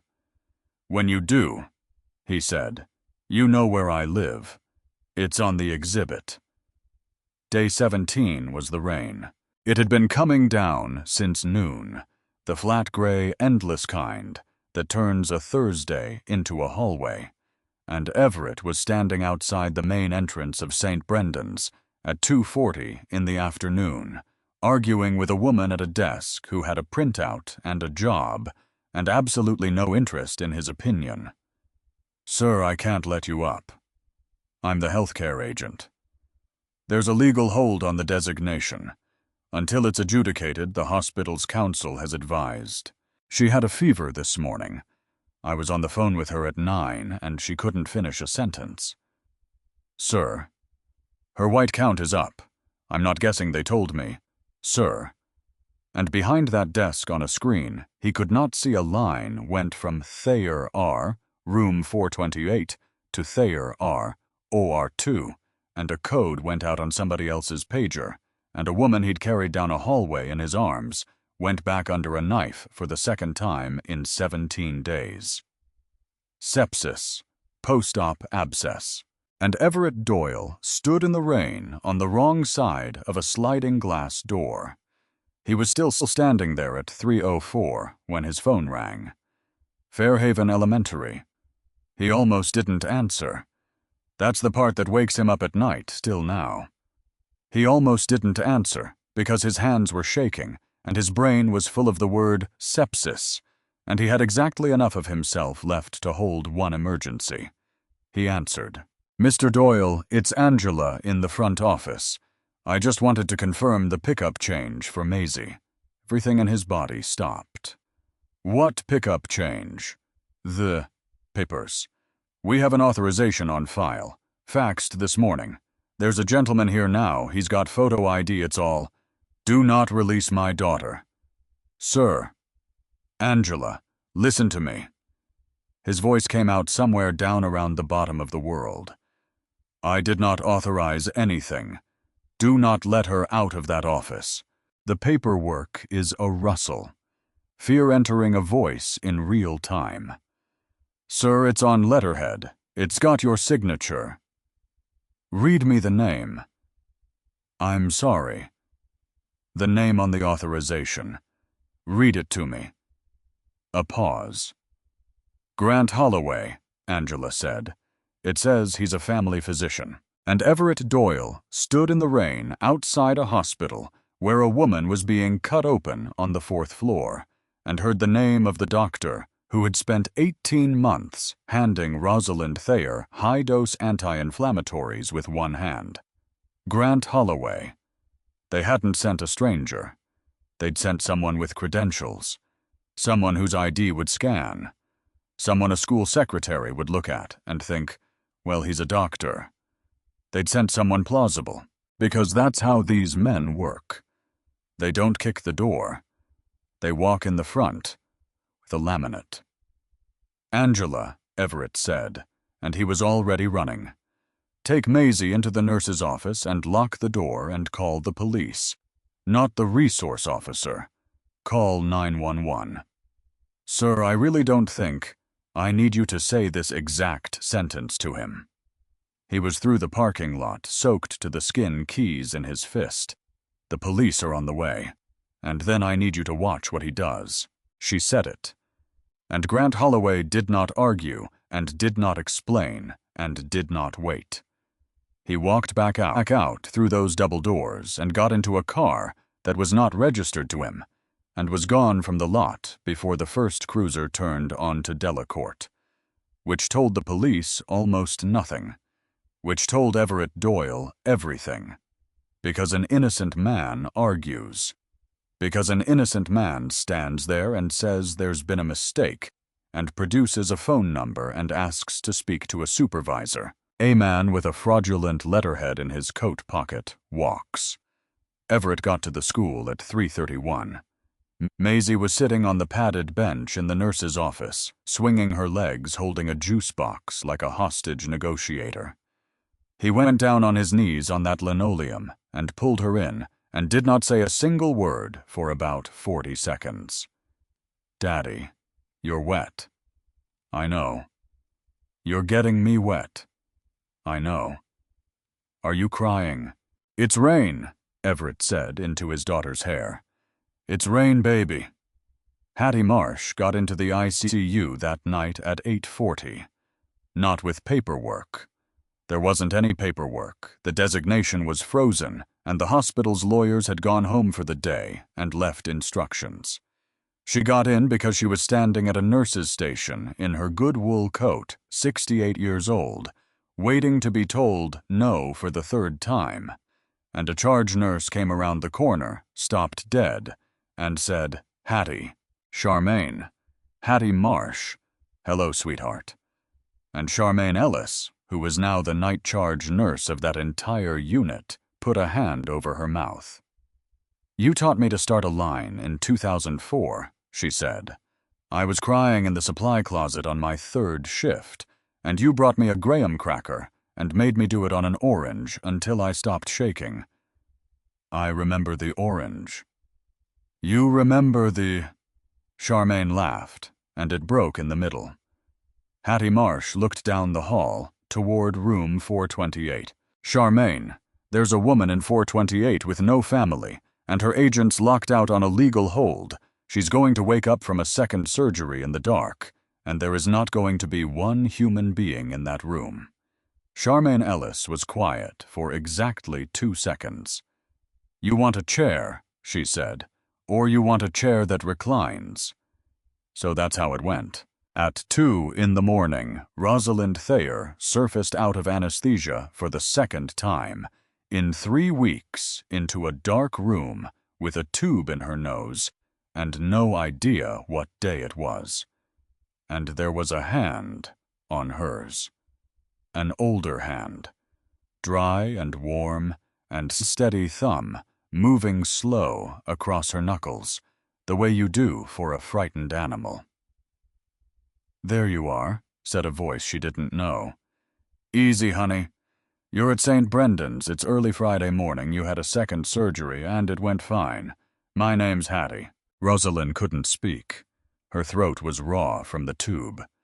"You don't have to talk. I'm going to sit right here." She managed one word. It came out as almost nothing.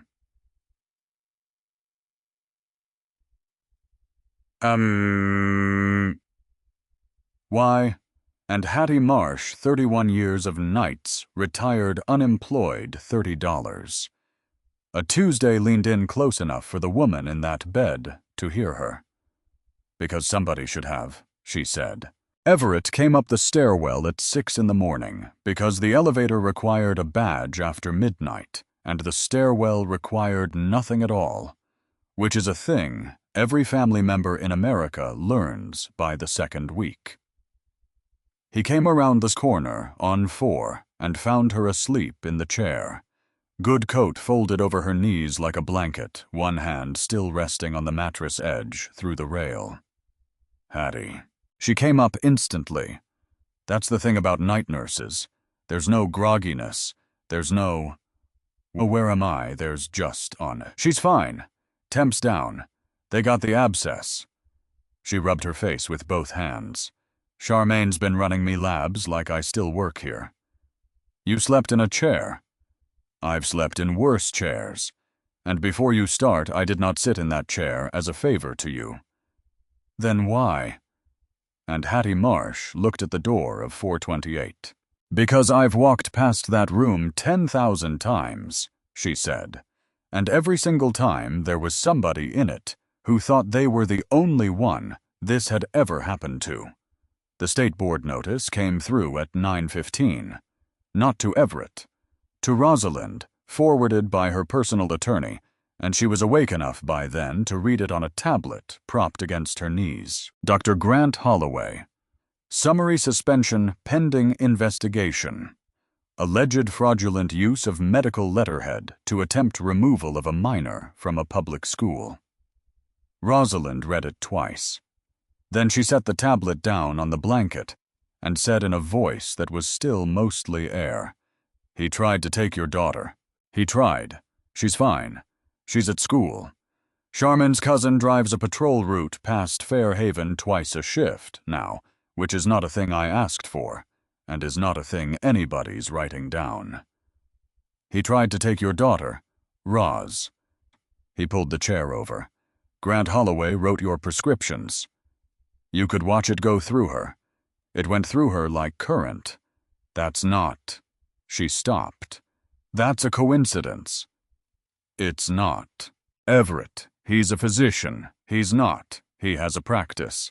He has Roz. He came recommended. I didn't just find him in a directory."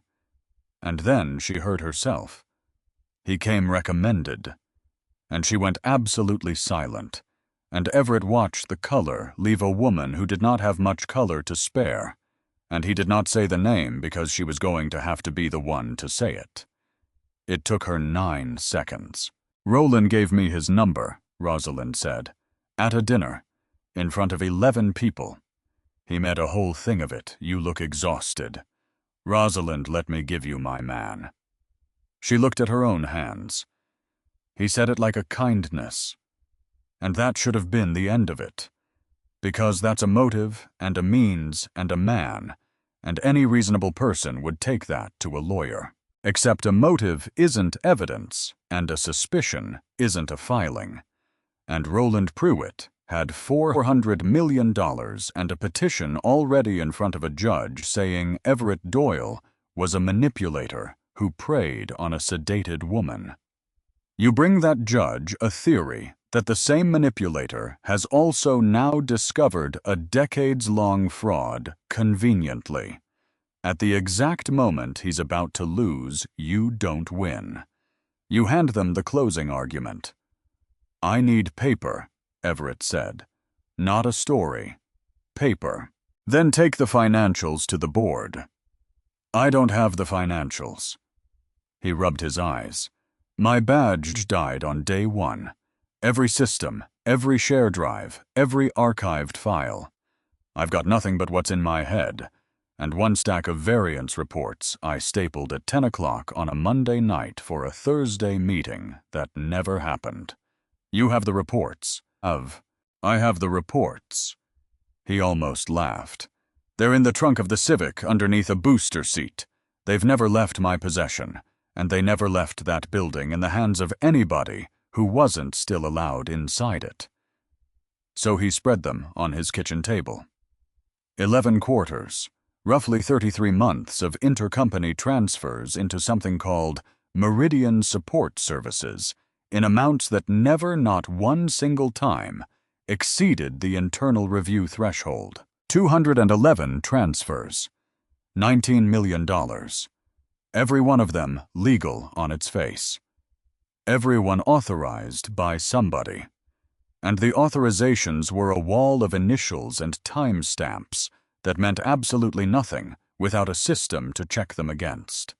Everett sat there until 2 in the morning with a legal pad and a pencil, and at 2 in the morning he pushed back from that table and said out loud to nobody, "It's not enough." Because it wasn't. Because a pattern is not a person. Because the timestamps told him when the transfers were authorized, but not who was standing at the terminal, and Roland Pruitt's initials weren't on a single one of them. And of course they weren't, because men like that have been not putting their initials on things since 1987. He had 11 quarters of shape, and no hand. Day 23. Wednesday. Everett was at the kitchen table again at 7 in the morning when Hattie came in with Maisie's backpack and a bag of oranges, and she stood behind his chair and looked at the pages for a while. "What are those numbers on the side?" "Timestamps. When each transfer got authorized in the system." "Those are nighttime." Everett looked up.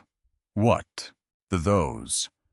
She put a finger on the column, careful not to touch the paper with the whole hand, the way a nurse handles somebody else's chart. 2240, 2315. That's a night. That's not an office. Yeah, they're all after hours, which is exactly the problem, because after hours means nobody's on the floor, which means there's no... And Everett Doyle stopped mid-sentence.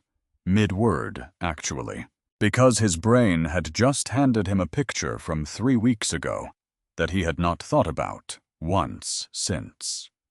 A man with a floor buffer at the end of a corridor. Evening Mr. Doyle. Nobody up there knew his name. The man with the buffer knew his name. Hattie. If you worked nights in a building for 31 years, I did work nights in a building for 31 years. Would you know who came in? She set the oranges down. Honey, Hattie Marsh said, I could tell you the name of every attending who came onto that unit after midnight for 3 decades, what they smelled like, and which ones bothered to say good evening. Everett was already standing up. Did anybody ever ask you? And Hattie looked at him. Not once, she said, in 31 years. His name was Desmond Achebe, and he had worked the overnight custodial shift on floors 38 through 42 of the Thayer Meridian Tower for 26 years. Everett found him the way you find anybody. He stood outside the service entrance on Corliss Street at 5:40 in the morning, in the cold, holding 2 coffees for 3 consecutive days. On the 3rd day, a man came out in a jacket zipped to the chin and squinted at him. You're the one from 32. Everett Doyle. I know your name. Desmond looked at the coffee. Been reading about you. Then you know what they say. I did. I know what the paper says. He took the coffee. He did not drink it. Paper's been wrong about this building before. They sat on a loading dock in the dark, with their breath going up in clouds. I'm going to ask you something, Everett said, and I want to say up front that I already know I have no right to it. Ask. Do you keep a record of who comes in after hours? And Desmond Achebe went very still. Then he laughed. Once. It had no joy in it at all. 26 years, he said. You're the second person who's ever asked me a question about that floor. Who was the first? Fire Marshal. 2011. He kept a notebook. Not one. 14. Black composition books, the kind that cost $2, one every 18 months or so, going back to 2003, and every one of them written in a small, careful, absolutely consistent hand. He'd started it because in his 4th year, a vice president accused him of stealing a watch off a desk on 41. He hadn't been on 41 that night. He couldn't prove he hadn't been on 41 that night.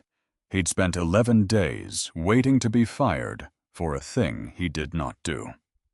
They found the watch in his gym bag, Desmond said. Nobody apologized. So the next Monday he bought a composition book. Date. Floor. Time in, time out. Who else was in the building? What they said, if they said anything. 23 years of a man documenting his own innocence because nobody would take his word for it. Everett sat on that loading dock and turned pages with hands that had gone numb from something that wasn't the cold. And there it was. March 14, 40, 41, 42. In 22, 40 out, 0310. Mr. Pruitt on 42 arrived, 23:15 left, 0140. Used Ms. Thayer's office. Lights off in there when I passed at 0030, but screens on, June 2, 42. Mr. Pruitt, again, 23:50. Said good evening this time, September 19th. Mr. Pruitt, 22:55. Told me to come back tomorrow. I said I'd do 38 and 39 first. He said fine, 9 nights. And Everett didn't need the reports in the car, because he'd stood at a printer on a Monday night reading that column until the numbers went into him. March 14th. June 2, September 19, 9 for 9. Every single after-hours authorization in 11 quarters had a man in a composition book standing in the room where it was made. Mr. Achebe. Desmond. Desmond. Everett's voice wasn't working properly. Do you understand what these are? They're my notebooks. They're the whole thing. Desmond Achebe looked out at the loading dock and the gray coming up over the buildings across Corliss Street. You know what he said to me, he said. September. The one where he told me to come back tomorrow. What? He looked right at me for about 2 seconds, and then he went back to the screen. Desmond turned the coffee cup around in his hands. That's it. That's the whole thing. He looked at me and decided I wasn't a person who could see anything. He handed the notebook back. Take 'em, he said. All 14, and put my name on it. Desmond, if this goes badly, I could lose a job I've had for 26 years where I make $19 an hour and nobody knows my name. He stood up, knees ping, and picked up his coffee for the first time. Mr. Doyle, I've been invisible in that building since before your daughter was born. Might as well be invisible somewhere useful. So this is what Everett built at a kitchen table over 8 days on a laptop, with a fan that screamed Column 1, the transfer. Amount date subsidiary. Column 2, the system timestamp. Column 3, the entry from a composition book photographed in a custodian's handwriting. 9 perfect intersections. And then a 4th column, which was the one that broke it open, and which he only found because Hattie Marsh asked a question that nobody with a finance degree would have thought to ask. She'd been looking at the Meridian Support Services line for about 10 minutes. Everett, What does this company do? Nothing. It's a shell. It's a roll-up entity. It exists on paper to consolidate. No honey. She tapped it. What does it do? Where does the money go after it gets there? And Everett opened his mouth to explain why that was the wrong question. And then didn't. Because it took him 4 hours and a public filing database and a coffee. And at the end of the 4 hours, he was looking at a schedule of vendor payments from Meridian Support Services, and the third largest line, over 33 months, was to a medical billing corporation. And that corporation had one physician of record. Grant Holloway, M.D. Everett sat back in his chair at 11:40 at night in a 2-bedroom apartment on Delacorte, because it wasn't 2 crimes. It had never been 2 crimes. It was 1 crime with a doctor stapled to the side of it. Prewitt hadn't just skimmed 11 quarters. He'd used the same shell to pay the man he'd installed as Rosalind Thayer's physician, and that man had spent 18 months handing a woman escalating anti-inflammatories with no gastric protection and no scope, and telling her it was stress, and telling her to work less, and writing another script. Not to kill her. Nobody had to kill her. Just to keep her tired. Just to keep her too tired to look at the variance reports. And she had finally looked at them on a Monday night at 11:38 p.m., with the folder open on her desk, and gone down on the carpet at 11:40. He called Miles Ashford at midnight. It rang 4 times. "Doyle. Meridian Support Services," Everett said. "Vendor schedule. 3rd line." Silence. Long enough that Everett checked the screen to see if the call had dropped. "I know," Ashford said. "How long?" "Since the 11th. His voice was flat as a table. "I found it looking for something else, and then I closed the laptop and I sat in my car for 2 hours. "Miles. Do you know what he'll do to Dominic's coverage?" "Yes." "Say it. I want somebody else to say it out loud." Everett closed his eyes. "He'll cut it," he said, "within the week. And he'll do it in a way that looks like a routine plan, restructuring, and it'll take you 8 months of appeals, and your son doesn't have 8 months of appeals." The line was quiet. "Thank you," Ashford said. "Everybody else keeps telling me it'll be fine." He came over the next night with a laptop bag and the face of a man walking into water. He put 411 emails on Everett's kitchen table. Then he sat down on a chair that wobbled and put his hands over his face, and stayed like that for a while, and Everett got him a glass of water, and Hattie put a plate of something in front of him, because that's what she does. "There's a message from Prewitt in there," Ashford said from behind his hands. "March of last year. Subject lines blank. What's it say? It says, 'Is our friend keeping her comfortable?'" Nobody at that table said anything for a long moment. 6 words, Ashford said. "That's it.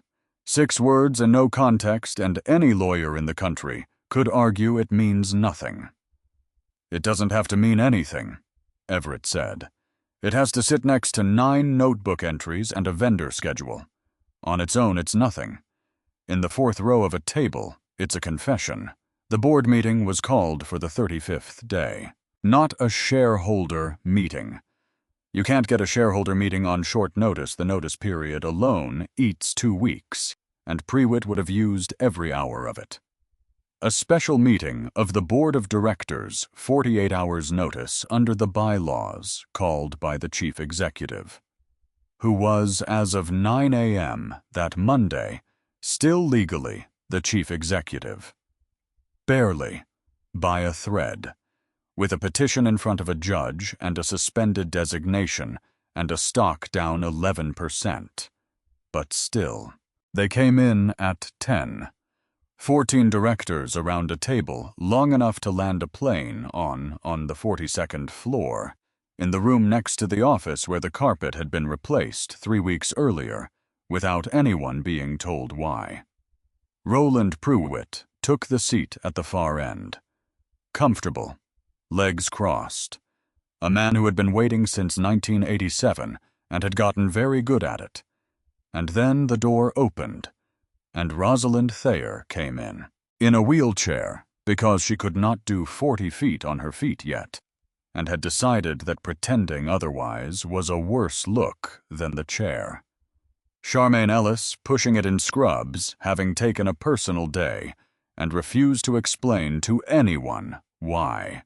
Rosalind had lost 26 pounds in a month. Her suit hung off her. Her hair was pulled back plain. She looked like a woman who had been to the bottom of something and come back up with a very short list of things she still cared about. "Good morning," she said. "Sit down, Roland. You'll want to be sitting." And then she looked across that room and said one word, "Doyle." And Everett Doyle stood up. He didn't use slides. He put 14 paper copies on the table and walked them through it in the plainest English he owned. The way you explain a thing to somebody's mother, which is the only way anybody has ever actually understood a balance sheet. 211 transfers, 11 quarters, 1 line. Never once over the internal review threshold, because the threshold is public, and the threshold is $100,000, and every single transfer is 98, 96, 99. Pages turning. $19 million. More pages. 9 of those transfers were authorized after 10 p.m. from a terminal on this floor. More pages. And the money didn't stop there. It went to a shell, and the shell paid vendors. And the third largest vendor over 33 months was a medical billing entity with exactly 1 physician of record. He looked up.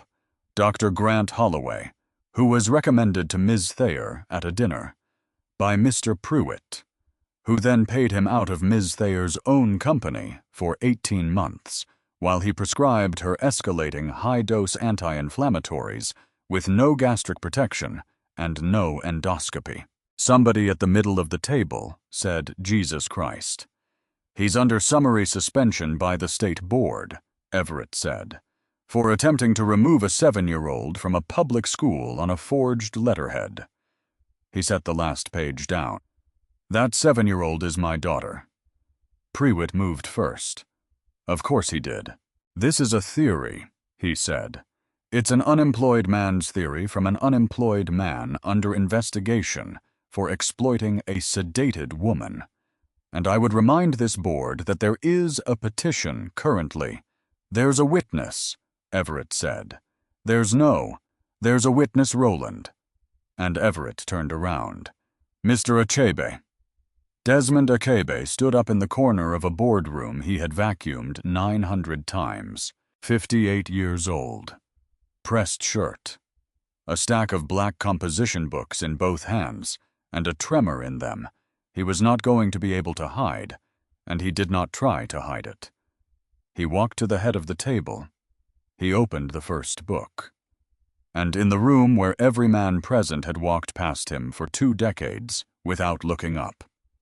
Desmond. Achebe read out loud in a steady voice. "March 14th, floors 40, 41, 42. In at 10:40 p.m., out at 3:10 a.m. Mr. Pruitt on 42 arrived 11:15, left 1:40. I was in Ms. Thayer's office. The lights were off, but the screens were on." He turned a page. "June 2nd, Mr. Pruitt, 11:50 p.m. Another. September 19th, Mr. Pruitt, 10:55 p.m. He told me to come back tomorrow." He closed the book. "There's 9 of them," Desmond said. 9 nights across 33 months. I can give you all 14 books.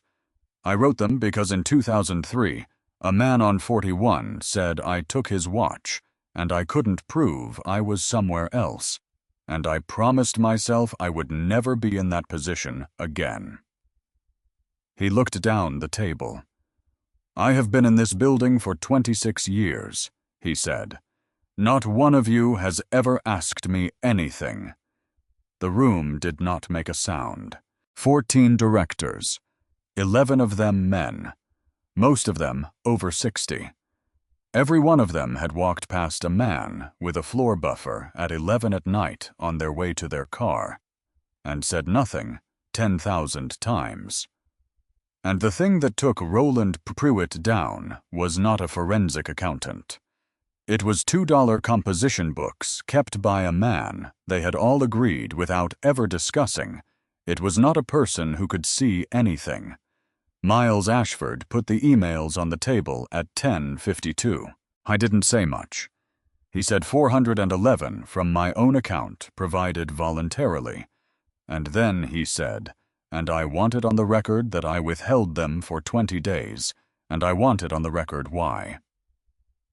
And then a 41-year-old man told a boardroom about his son's therapy, and Roland Pruitt asking, "How's the boy, Miles?" before every vote for 2 years, and he did not get through it cleanly, and nobody in that room made him. The vote came at 11:20. Pruitt recused himself, which fooled nobody and cost him nothing, and 13 directors voted. Removed from every committee, stripped of the compensation and benefits chair, barred from company premises, referred to outside counsel, to the state attorney general, and to the medical board. And a special meeting of shareholders called for the removal vote on the earliest date the notice period allowed. 11-1, 1 abstention. He stood up, straightened his jacket. 63 years old, and still somehow unhurried. At the door, he turned around and looked at Rosalind Thayer in her wheelchair, and said quietly enough that only the near end of the table heard it, "You'd have died in a nicer hospital." And Rosalind Thayer, 26 pounds, down 2 surgeries, in holding the arm of a chair with a hand that still shook, smiled at him. "I'd have died alone," she said, "in a nicer hospital. That was always the part you didn't understand, Roland. It's the alone that kills you." The door closed. And in the quiet after it, Everett was still standing at the head of the table with 14 unopened copies of his own work, and across the room, Hattie Marsh was helping Desmond Akabe put his notebooks back in a canvas grocery bag one at a time, in order the way you handle something that mattered. Maisie's tooth came out on a Tuesday, 6 days before that meeting.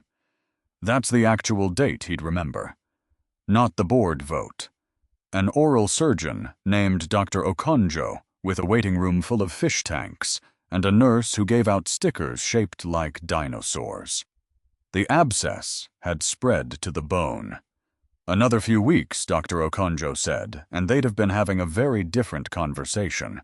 Everett stood in the parking lot afterward, holding a small hand, watching his daughter attempt to say, "chocolate milkshake," through half a face full of gauze, and had to stop walking for a second.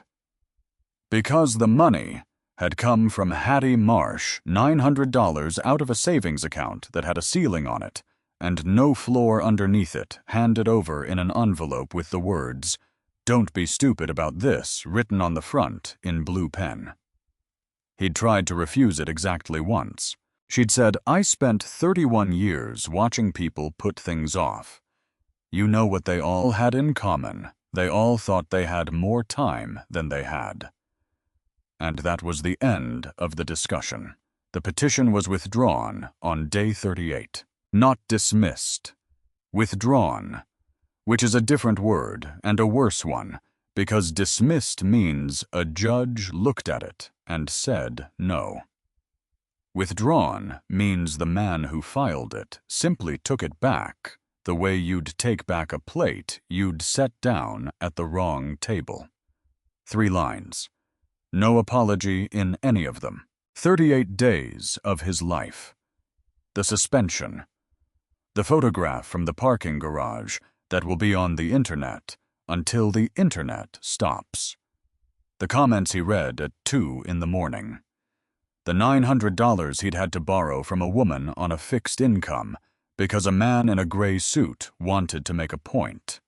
withdrawn. And Everett Doyle sat at his kitchen table and did not feel victorious even a little bit. He felt like somebody who'd been held under water and then let go and was expected to be grateful about the letting go. Rosalind Thayer came home on day 41. Home in her case was 11,000 square feet on the top 2 floors of a building, with its own zip code, and Everett brought her up in the elevator, and the first thing he noticed was that there was no food in it. Not no good food. No food. A refrigerator, the size of a garage door, with 4 bottles of water, and a jar of something in the back that had a date on it from a previous decade. Do you eat? There's a service. Is there? There was. She lowered herself onto the arm of a sofa, the color of oatmeal, carefully, one hand at her side. I canceled it in the spring. It kept there was a man who'd come at 7, every night, and I'd hear the elevator and I'd think, oh good. She said it very flatly, and then I'd realize I was glad because it was a person. And I found that so pathetic that I canceled the service. Everett stood in that kitchen for a second. Then he opened a cabinet, found exactly 1 pan, and said, "Do you have eggs?" "I don't think I've had eggs in this apartment." "Roz, I'm being honest with you." "I know." He closed the cabinet. "That's what's upsetting me." The offer came on day 45. She'd asked him to the office. Not the 42nd floor, a small conference room on 12, which he understood was deliberate, and which he appreciated more than he could say. She slid a folder across the table. "Director of Operations, you'd report to me. Base is 900 target bonus, takes it over the 7-figure line in year 1. She sat back. "I've had it drafted for 3 weeks. I've been waiting until I could say it without a morphine drip because you seemed to think that mattered." Everett opened the folder. He read the first page. He read the number, which was a number he had genuinely never seen with his own name near it, and something in his chest did a thing he wasn't proud of. Because, and let's be honest about this, because the whole story falls apart. If we're not honest about this, he wanted it, not the title. He didn't care about the title. He wanted the part where you don't do arithmetic in the dark. He wanted the part where a molar is just a molar, and a fender is just a fender, and a man at a school office door is somebody you call a lawyer about instead of somebody who takes your daughter because you couldn't afford to fight. I wanted very badly to never be afraid of a Tuesday again. He held that folder for about 11 seconds. Then he closed it and slid it back. "No." Rosalind didn't move. "Everett." "No, thank you. Truly thank you, and no." "Is it the number? Because the number is, it's not the number. Then what is it?" And here's where he had to find the words, and he hadn't prepared any, and what came out badly and honestly, which is usually the same thing. "Because if I take it," he said, "then the whole night changes." She waited. Right now, that night was a guy who heard something and opened a door. That's it. That's the whole thing. And every single person who reads about it gets to think, I might have opened the door too. He tapped the folder. "If I take this, it becomes a story about a guy who opened a door and got paid $1 million. And then nobody's ever going to be sure again. Not the internet, not the board, not..." He stopped. "Not you," he said. "That's absurd." "Maybe. Probably." He rubbed the back of his neck. "But it's my one clean thing, Roz. I have exactly one clean thing, and it's that I did it before I knew who you were." Rosalind Thayer looked at the closed folder for a long moment. "Then what do you want?" "3 things." "Of course there are 3 things." "I made a list," Everett said. "I'm an accountant, Roz. I make lists when I'm nervous. It's a whole condition." He put a piece of paper on the table. Lined, torn out of a legal pad, handwritten. She picked it up. 1. Full medical and dental for every hourly employee at Thayer Meridian. Not a discount plan, not a wellness stipend. Actual coverage first dollar, including dependents. Dental especially.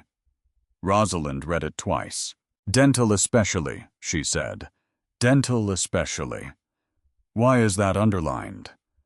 Because I spent 11 days looking at my kid's face and doing math. He didn't look away. And there are 4,000 hourly people in this company, and I promise you at least 100 of them are doing that math right now. Today. This afternoon. She put the paper down and pressed 2 fingers against her eyes. Nobody's ever put that in front of me, she said. I know. In 20 years, Everett, not one person in a room with me has ever, I know. 2. Full-time employment with benefits and pension contribution for the entire overnight facilities staff. Currently contracted through a third-party vendor at $19 an hour with no benefits. Bring them in-house. That's 460 people, Rosalind said. 462. You counted. Desmond counted. He's known the number for 11 years. Everett shrugged. He mentioned it once and then apologized for mentioning it. That's the part, Roz. He apologized for mentioning it. She was quiet.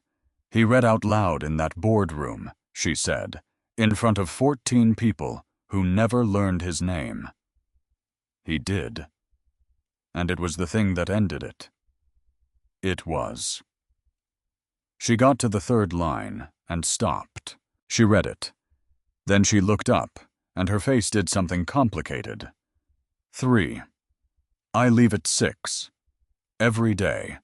Not flexible, not when I can. At 6, I am gone, and nobody schedules anything after 5:30, and nobody sends anything that needs an answer before 8 the next morning. Because I have a 7-year-old, and she gets a father who is in the room. That's the 3rd thing. That's the 3rd thing. You turned down $900,000, Rosalind said slowly, and your 3rd demand is going home. Yeah. You understand that in this building, that request has ended more careers than embezzlement. I do understand that, Everett said. That's actually why it's on the list. She signed all 3. Not that day. It took 8 weeks and a benefits committee and an outside actuary and a very long meeting with a very unhappy CFO. But she signed all 3. And when the hourly plan went into effect the following January, 462 facilities workers received a letter with their own names on it. Not resident, and a phone number for a benefits coordinator who picked up. There was a 4th thing. She added it herself, and she did not tell him she was doing it, and he found out the way everybody else found out, which was a press release on a Wednesday morning. The Tobias Thayer Fund, endowed at $40 million, housed at St. Brendan's with plans to expand to 9 hospitals in the region within 3 years. Purpose 1 sentence, and Everett read it in his kitchen with a coffee going cold in his hand. To provide a trained companion to any adult admitted without a listed next of kin. Not a chaplain, not a social worker with 60 cases. A person, assigned, whose entire job is to be the one in the chair, for the ones who come in at 2 in the morning with nobody's phone number in their pocket. For the ones whose forms say next of kin and then a blank space. For the man in Bay 1 and the teenager in Bay 4 and the woman in 428. For a 21-year-old who was awake for 4 hours and asked for his sister. She offered the directorship to Hattie Marsh in a hospital cafeteria over a tuna sandwich because Hattie refused to come to the office and said she'd meet her somewhere with normal chairs. Hattie said no 3 times. I'm 68. I'm aware. I've been out of that building for 7 years. Everything's electronic now. I don't know your systems. I don't know your... I watch a child on Tuesdays, Ms. Thayer. That's what I do. Rosalind. That's what I do, Rosalind. And Rosalind Thayer put down her coffee and said the sentence that finished it. Hattie, 3 weeks ago, I came out of anesthesia in the dark, and there was a hand on mine, and I did not know whose it was. Hattie stopped. I have had, Rosalind said, 1 experience of that in my entire adult life. 1.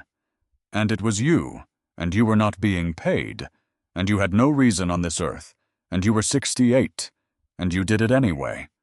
She slid a folder across a cafeteria table. I'm not hiring a nurse, she said. I'm hiring the only person I've ever met who knows what that room is actually like at 2 in the morning. Hattie Marsh cried in a hospital cafeteria for about 90 seconds. Then she wiped her face with a paper napkin, put on her reading glasses, and said, If I'm doing this, we're not calling them advocates. That word sounds like a lawyer. Sick people don't want a lawyer, they want a person. What would you call them? Hattie thought about it. Companions, she said. She started on a Monday in March. She was issued a badge at 7:45 in the morning at the security desk of St. Brendan's Medical Center, and she stood there holding it for a second before she clipped it on. Her name, a photograph, a title. Because for 7 years, the only place her name had been printed was on the envelope Everett left on her kitchen counter with $30 in it. Charmaine Ellis walked her up to 4. Neither of them said anything in the elevator. Rosalind met Maisie in April. It happened in the least dramatic way possible, which is how these things actually happen. A Saturday, a parking lot, a car full of groceries, and Rosalind Thayer standing next to a vehicle worth more than the building, while Everett wrestled with a trunk latch that had needed replacing since 2019. Maisie got out of the back seat, 7.5 now. New front tooth coming in crooked. She walked around the side of the car and stood in front of a woman she had heard about for 5 months, and looked up at her with the frank, unembarrassed evaluation that only exists between the ages of 4 and 9. You're the lady. Rosalind, who had negotiated with foreign ministers, went completely blank. I am. My dad drove you in the car. He did. He drives really slow. Maisie squinted up at her. Did he drive slow? And Rosalind laughed genuinely out loud, hand going to her side out of a habit. Her body hadn't finished unlearning. No, she said. He drove very fast. Really? He ran 2 red lights. Maisie turned around and stared at her father with an expression of total moral scandal and total delight. Dad. That was 1 time, Everett said from inside the trunk. And then Maisie turned back, and she did the thing 7-year-olds do, which is skip 4 conversational steps and land, without any warning at all, directly on the thing. Are you better now? I'm better. Are you still sick? No. Maisie nodded. She thought about it. She was clearly working something out. And then she said, Does somebody come get you? Rosalind Thayer stood very still in a grocery store parking lot on a Saturday in April. What do you mean, sweetheart? When you're at the hospital. Maisie shrugged like this was obvious. Somebody has to come get you, or you have to sit there. And that was it. That was the whole thing, right there, out of a mouth, with a crooked front tooth, in a parking lot, on a Saturday. 42 years old. 9,000 employees, 4 continents, 20 years of building a fortress out of money so that she would never again have to be the person who didn't come. And a child had put the entire thing into 8 words without even slowing down. Rosalind crouched slowly, one hand on the car door, because she still had to be careful about crouching until she was eye level with a 7-year-old. "Somebody comes now," she said. "Who?" Rosalind Thayer looked past her. At a man in a windbreaker half inside a trunk arguing with a latch. At a 68-year-old woman coming out of the store with a bag of oranges, because it was always oranges, because she'd been buying oranges for people since 1988. "Them," she said. 2 years later, there's a photograph in a drawer. Not on the wall. In the drawer of a desk on the 42nd floor in the top left, where Rosalind Thayer keeps the 3 things she actually looks at. It's badly composed. Somebody's thumb is in the corner. There's a man in a pressed shirt holding a canvas grocery bag with 14 composition books in it, because he wouldn't donate them, and he wouldn't leave them home either. There's a woman with a laminated badge that says Companion Program Director, standing like she's not sure she's allowed to be in the shot. There's a man in a windbreaker mid-sentence, hands up, obviously explaining something nobody asked about. He still drives the Civic. He got the fender fixed and never touched the upholstery. And if you ask him, he'll say it wasn't worth the money. And that's true. And it's also not the reason. He leaves at 6. Every day. 6. There are people at Thayer Meridian who find this deeply irritating, and there are more people who quietly started doing it too. And there's a whole floor now where the lights go off before 7, which used to be a firing offense, and is now just Tuesday. And there's a little girl asleep in a plastic chair in a hospital lobby. Sideways, one arm around a rabbit, missing an eye out, cold, at 9 p.m., at the fund's first anniversary, because it had run 40 minutes long, and nobody had the heart to wake her. So here's what I'd ask you. Not tonight. Whenever. Is there somebody who'd have nobody?